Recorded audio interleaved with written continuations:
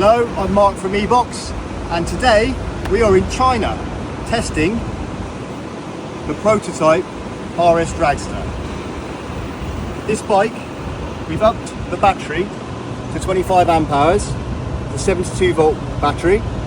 This is our brand new EBX motor, which features external hauls and a V-magnet motor, lots of power. Another feature of the RS Dragster